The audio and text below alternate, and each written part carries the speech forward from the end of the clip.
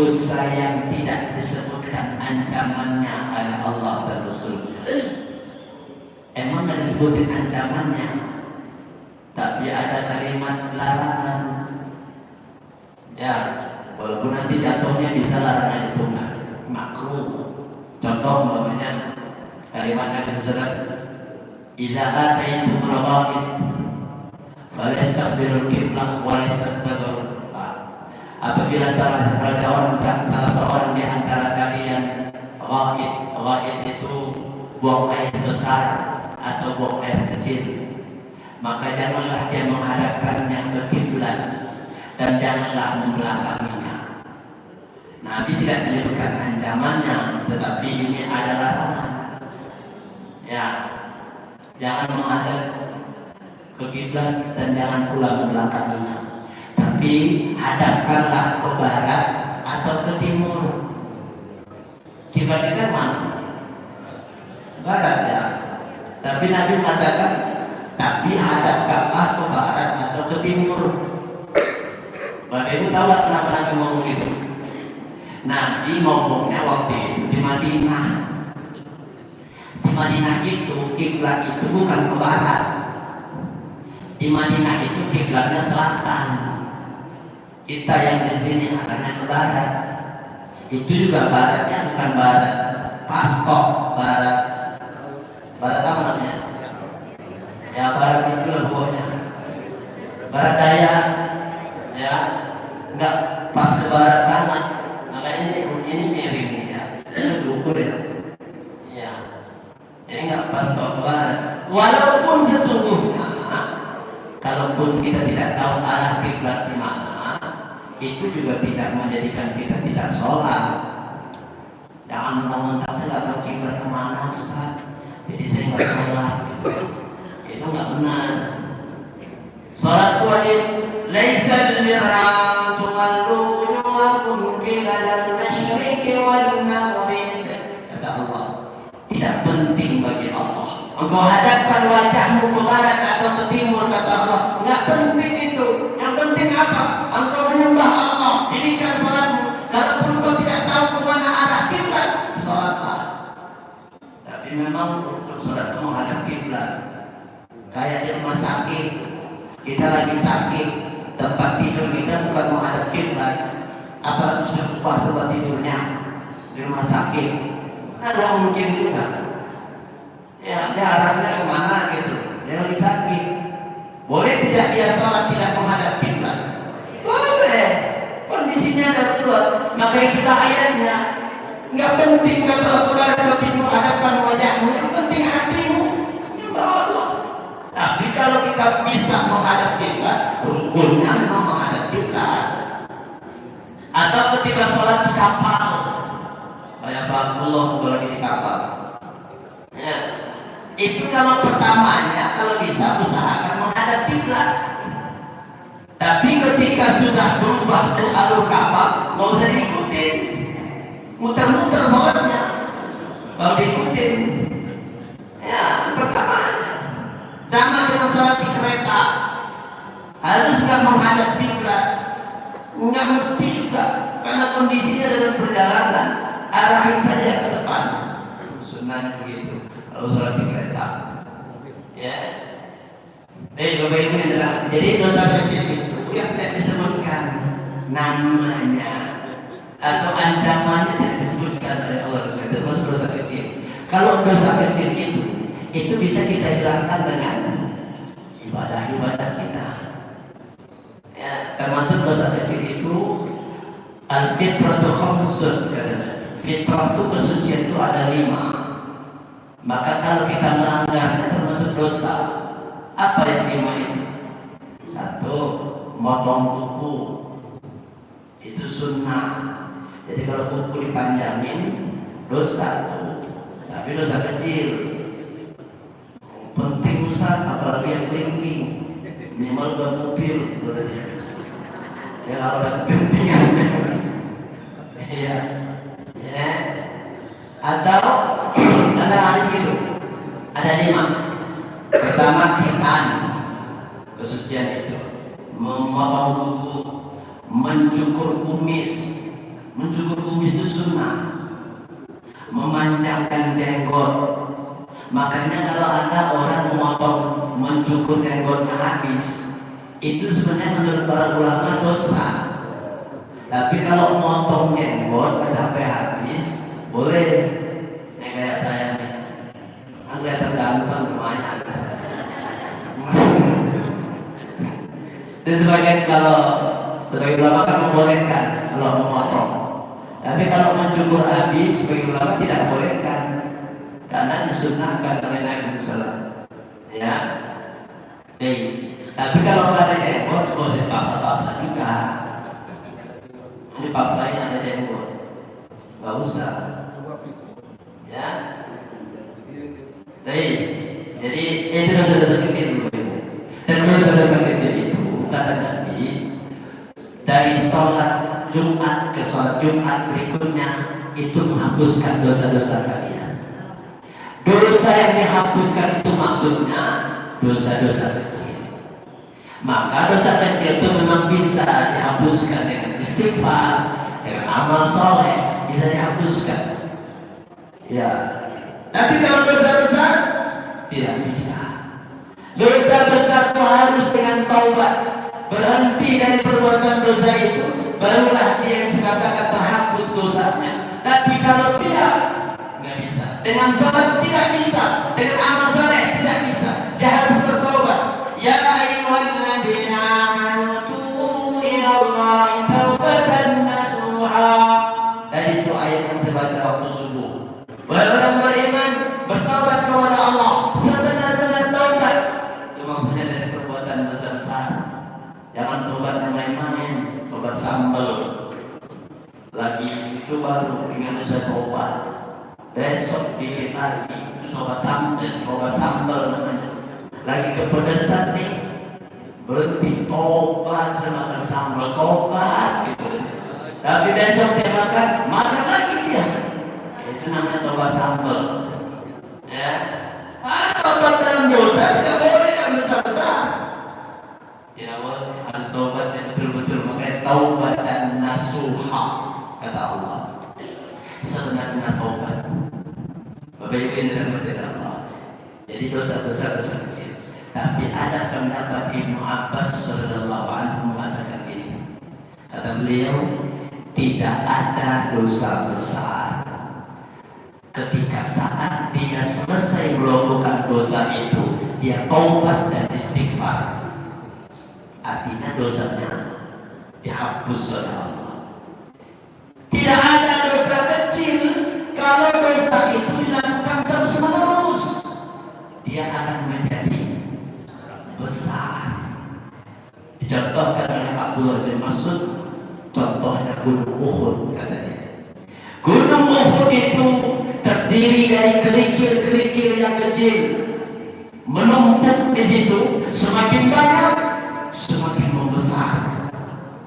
Itu yang maksud dengan dosa kecil. Dosa kecil kalau dilakukan berulang-ulang terus kan jadi gede. Makanya tidak ada dosa kecil kalau dilakukan terus-menerus, dan tidak ada dosa besar kalau selesai melakukan itu lalu dia bertobat kepada Allah, terhapuslah dosanya. Tapi kalau dosa kecil berulang-ulang semakin menumpuk dosa itu. Dan itulah Allah katakan dalam surah Al-Mutaffifin, kalla bal rana ala qulubihim bima kanu yaksibun. Sekali-kali jangan begitu kata Allah. Bal ran itu tumpukan dosa di hatimu yang berulang-ulang kau lakukan, numpuk dalam hatimu. Jangan begitu kata Allah. Berhentilah dari dosa itu, jangan diulang-ulang. Itu dosa kecil.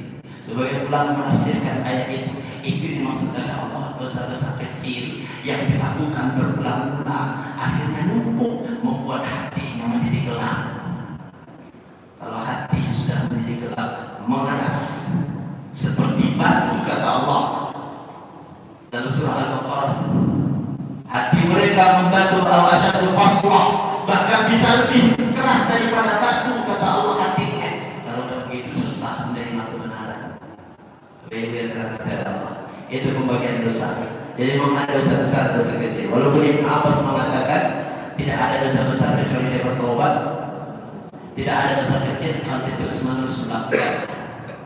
Nah, dalam hadis ini pelajaran berikutnya, apa dosa besar disebutkan Nabi? Yang pertama adalah isyrak, syirik. Isyrak bukan sholat suruh ya, pakai syirik. Ya, syirik. Kalau suruh itu pakai sin biasa, kalau dia pakai shin yang gede. Isyrak itu syirik. Tapi syirik yang dimaksud dalam ini adalah syirik dalam masalah akidah, jangan salah penempatan. Kadang-kadang ada juga yang mengatakan syirik, bukan itu maksudnya. Yang syirik loh, bukan itu. Kalau itu bukan syirik, itu mah ngiri. Syirik karena tak mampu ya. Nah itu kalau itu syirik loh. Atau akidahnya benar, akidah yang betul, bukan akidah yang mobil mogok.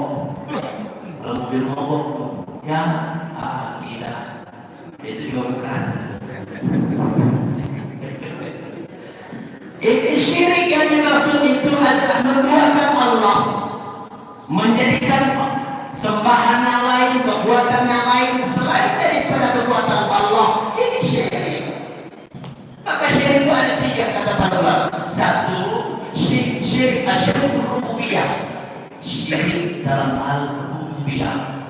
Rububiyah itu dia meyakini selain Allah yang menjaga dunia ini, ada yang lain selain Allah. Dia yakini itu syirik. Karena yang menjaga dan menciptakan dunia seluruh isinya adalah Allah. Syirik uluhiyah, menduakan Allah dalam hal penyembahan, meminta kepada yang lain selain daripada Allah. Syirik. Pakai jimat, saya kalau nggak pakai ini nih, kayaknya saya nggak selamat. Kata siapa? Kalau dulu tuh suka dibekali kalau dari kampung tuh, kalau anak-anak muda mau merantau, dikasih jimat, ikat di pinggang, di dalamnya ada buntalan dikit tulisan Arab, nggak boleh dibawa ke kamar mandi. Itu dulu gitu jimat namanya. Itu syirik. Nggak ada kekuatan lain kecuali kekuatan Allah. La haula wala quwwata illa billah. Hanya Allah yang punya kekuatan. Apa yang kita takut dengan yang hal yang lain? Allah kita nanya. Harus begitu. Atau kekuatan keris apa keris ya? Keris itu di kamarnya ada satu ruangan tempat keris. Setiap malam Jumat dibaca Yasin, dikasih ayat. Masih ada lagi itu sekarang tuh. Kalau masih ada zaman modern begitu, sekarang masih ada begitu, ya elah, jadul amat. Keris dikit-dikit buat apaan? Nggak ada.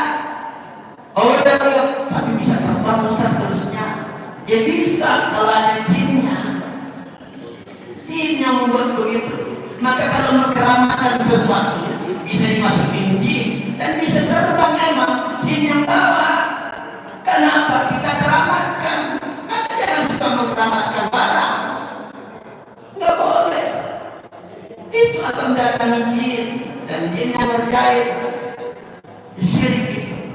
Nggak boleh mempercayai selain daripada Allah. Apa itu tempat meminta hanya kepada Allah. Qul huwallahu ahad, Allahus samad, lam yalid wa lam yulad wa lam yakul lahu kufuwan ahad. Kita suka banget baca surah itu, tapi kita nggak ngerti maknanya. Nggak boleh bergantung kepada lain selain kepada Allah. Nggak boleh bersandar kepada yang lain selain kepada Allah. Itu maksudnya dari itu. Allahu ahad. Kita baca surah itu karena bentengnya ada. Ada itu seorang sahabat Pak, luar biasa dia. Dia ketika mengimami di kaumnya, itu selalu ayatnya Al-Ikhlas. Kagak pernah diganti sama dia. Dan dalam hadis ada sahih. Ketika disampaikan kepada Nabi, apa kata Nabi? Sa'aluhu, kata Nabi, coba tanya dia, kenapa dia selalu pakai surah Al-Ikhlas setiap sholat berjamaah jadi imam? Itu mulu sholatnya. Kata Nabi, tanya dia, kenapa dia pakai ikhlas? Begitu ditanya sama dia, kata dia apa jawabannya? Saya cinta dengan surat itu. Kenapa cinta? Karena isinya tentang sifat Allah, kekuasaan Allah.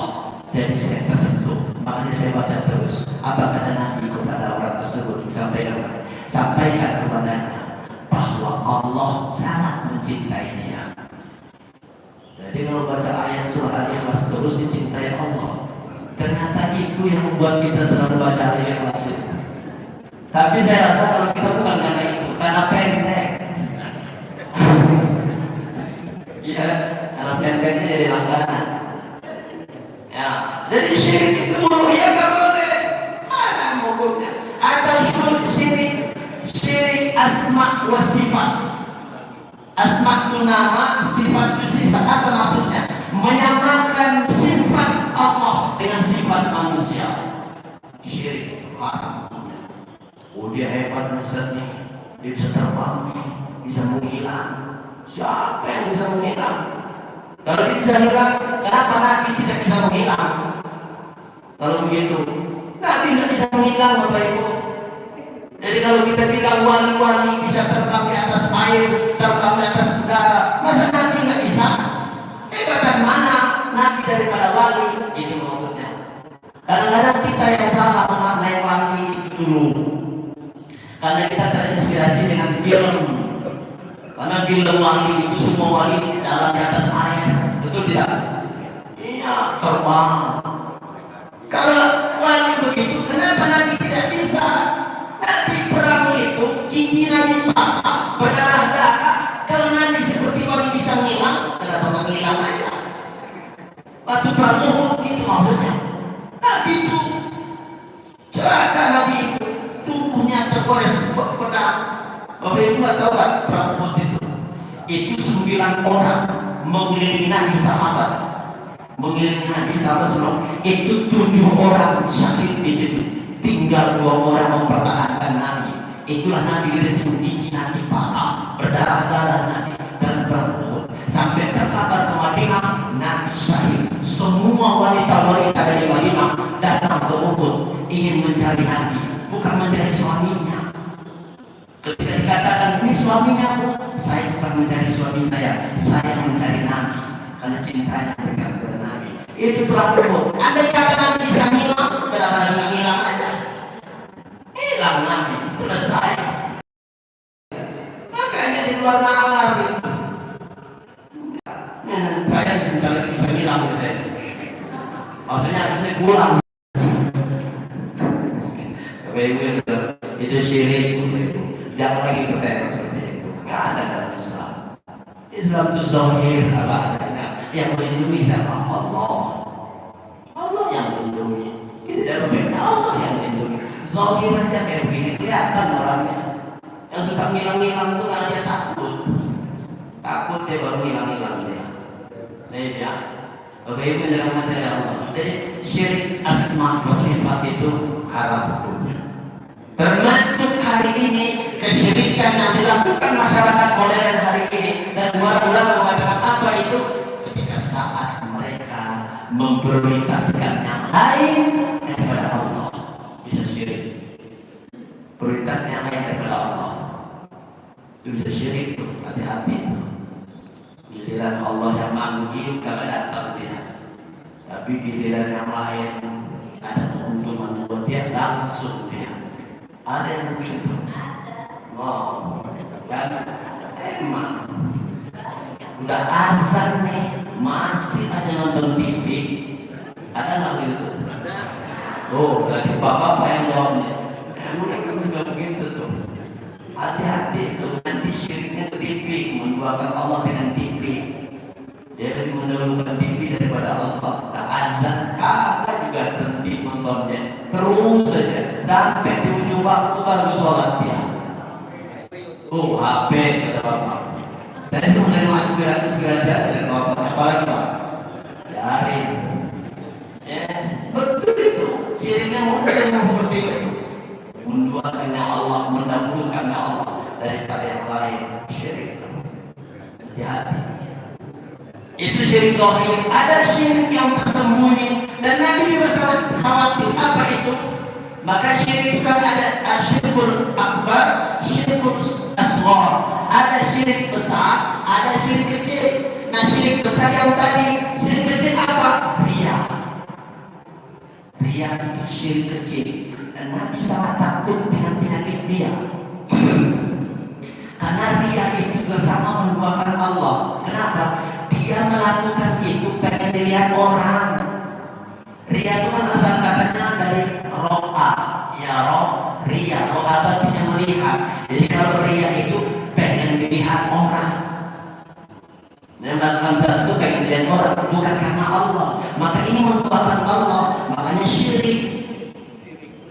Iya.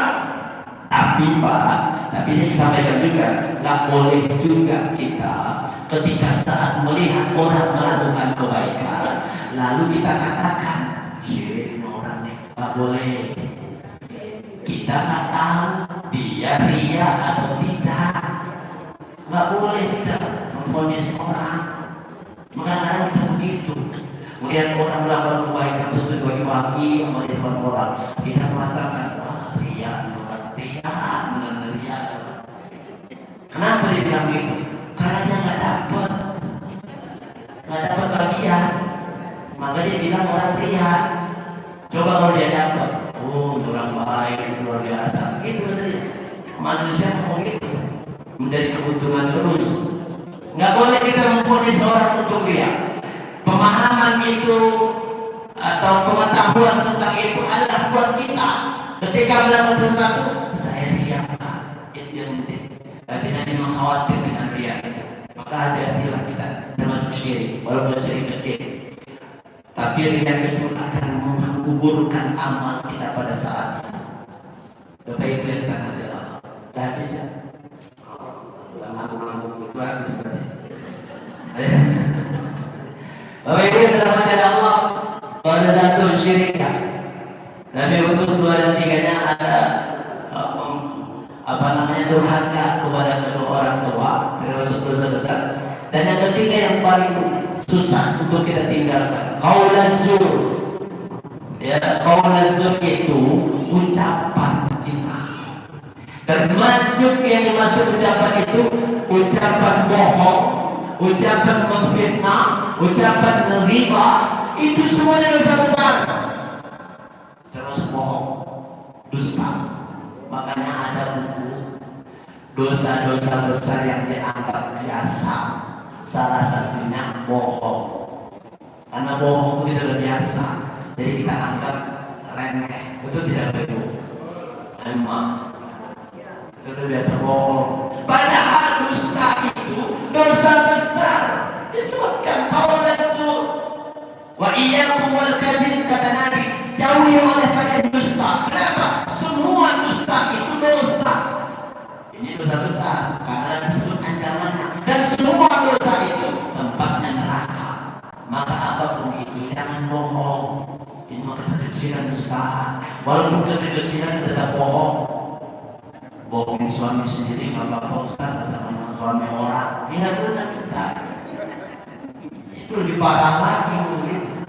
Ya, baik dalam hati Allah. Jadi intinya dosa-dosa besar yang pertama adalah syirik, yang kedua adalah durhaka kepada orang tua, dan yang ketiga ucapan kita hati-hati. Semua bentuk ucapan itu bisa dosa besar, dusta, riba, fitnah, sukhriyah. Sukhriyah itu menghina orang, ya, itu termasuk dosa besar.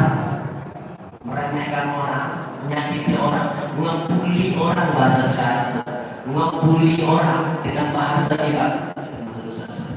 Oleh karena itu, mudah-mudahan kita bisa menjaga diri kita dari dosa-dosa besar ini. Ini hanya 3 yang disebutkan Nabi dalam hadis ini. Sebagai ulama mengatakan ada 70 dosa besar itu bentuknya. Ini baru 3. Wallahu a'lam bishawab. Ini saja.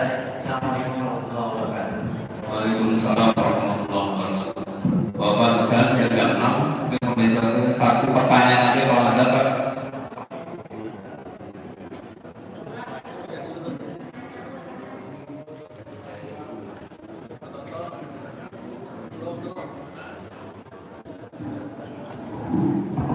Terima kasih. Assalamualaikum warahmatullahi wabarakatuh.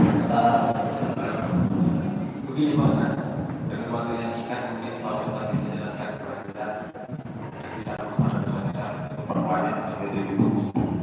Cuma ini pertanyaan kaki karena dalam kehidupan sehari mungkin hal ini tanpa kita sadari karena kita tahu tidak atau memang kita tahu bahwa salah satu dosa itu kan riba.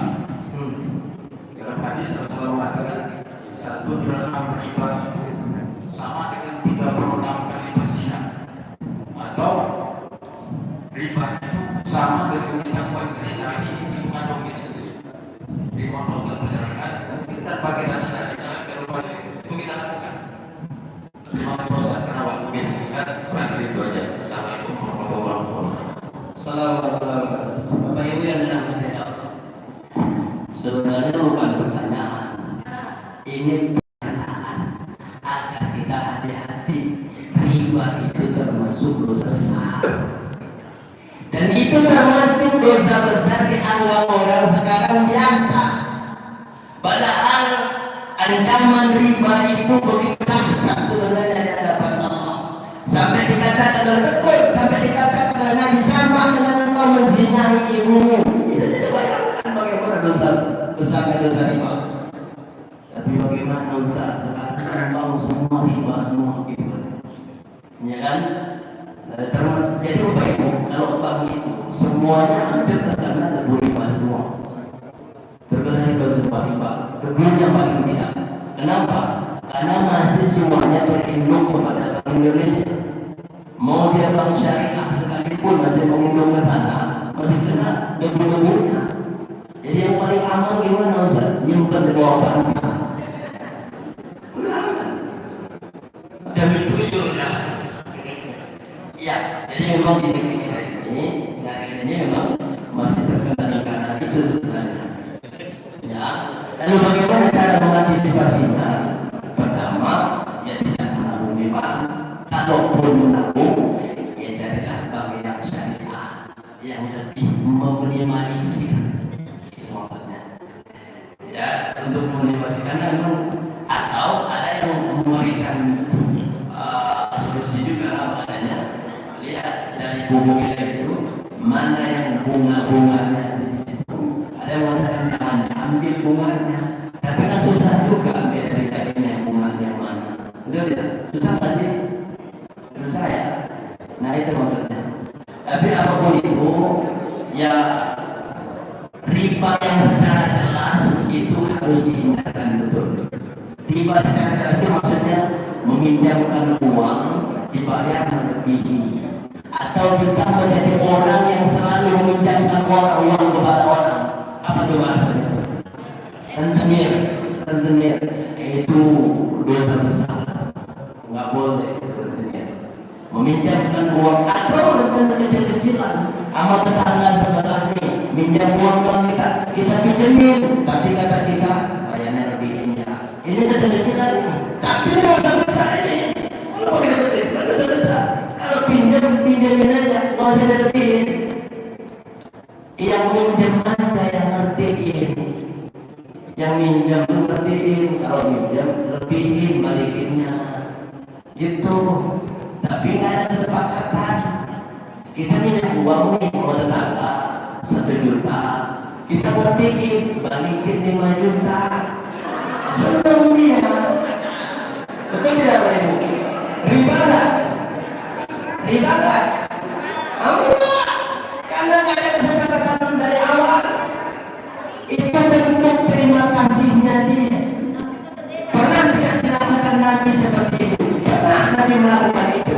Nabi dulu ada seorang sahabat menagih kepada Nabi tentang seekor ontak yang dipinjam oleh Nabi SAW.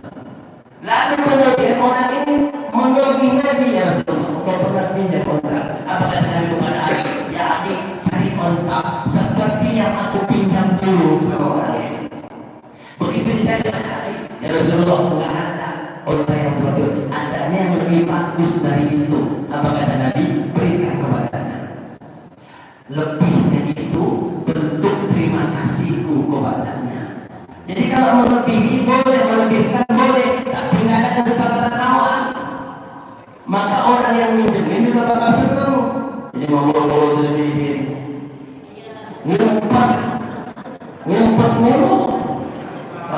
lagi ngumpet dia. Iya kan Bapak Ibu? Lihat, saya tahu. Jadi memang tadi dari banyak pernyataan itu sebenarnya kalau bisa hindari, karena itu dosa besar dan begitu ancaman yang keras dari Allah tentang riba itu. Ya, Allah a'lam bishawab. Ya, baik. Baik. Bapak Ibu yang dirahmati Allah, terakhir kita tutup dengan doa kepada Allah Subhanahu wa taala, mudah-mudahan seluruh amal kita dipermudah oleh Allah Subhanahu wa taala dalam amal-amal saleh kita. Dan yang kedua, Pak Haji Sulaiman hari ini meminta doa buat kita semua atas keberangkatan anak beliau Ahmad Faisal Hermawan yang sedang menjalankan ibadah haji dengan rombongannya. Mudah-mudahan diberikan kemudahan, dilancarkan seluruh proses manasik hajinya dan dijadikan mereka ini menjadi haji yang mabrur insyaallah, dan kembali lagi bersama dengan kita ke negeri Indonesia dengan sehat dan selamat insyaallah. Amin ya rabbal alamin. Ala hadhihi maupun yang salih al-Fatihah. A'udzu billahi minasyaitonir rajim. Bismillahirrahmanirrahim. Alhamdulillahirabbil alamin arrahmanir rahim maliki yaumiddin. Iyyaka na'budu wa iyyaka nasta'in ihdinas siratal mustaqim siratal ladzina an'amta 'alaihim ghairil maghdubi 'alaihim waladdallin. Amin ya rabbal alamin. Astaghfirullahaladzim, astaghfirullahaladzim, astaghfirullahaladzim. A'udzu billahi minasyaitonir rajim. Bismillahirrahmanirrahim. Alhamdulillahirabbil alamin. Ya Rabbana lakal hamdu wa lakal syukru kama yanbaghi li jalali karim azim sultanik. Allahumma salli ala sayyidina Muhammadin abdika wa nabiyyika rasulika nabiyyin wa ala alihi wa sahbihi wasallim. Allahumma ighfir lil muslimin wal muslimat wal mu'minin wal mu'minat al ahya'i minhum wal amwat innaka sami'un qaribun mujibu da'wat ya qadi al hajat. Allahumma ighfir lana dhunubana wa liwalidina warhamhum kama rabbawna saghira. Allahumma yassir lana fi kulli umurina fid dunya wal akhirah. Allahumma yassir lana fi kulli umurina fid dunya wal akhirah. Khususan akhirah Faisal Hermawan. Allahumma ja'al hajjan mabruran wa sa'yan wa dhanban maghfuran wa sa'yan mubarakan wa tijaratan lam tabur. Rabbana zalamna anfusana wa in lam taghfir lana wa tarhamna lanakunanna khasirin. Rabbana la tuzigh qulubana ba'da idh hadaytana wa hab lana min ladunka rahmatan innaka antal wahhab. Rabbana atina fid dunya hasanah wa fil akhirati hasanah wa qina adzabannar. Wa sallallahu ala sayyidina Muhammadin wa ala alihi wa sahbihi wasallam walhamdulillahi rabbil alamin. Demikian tadi Bapak sekalian pada pagi hari ini, mudah-mudahan apa yang sampaikan tadi dapat kita amalkan dan kita laksanakan sesuai kemampuan kita masing-masing. Baik, salat Isra sudah masuk, Bapak Ibu sekalian yang salat Isra silakan. Mari kita tutup tali buka pada pagi hari ini dengan mengatakan hamdalah bersama-sama. Alhamdulillah.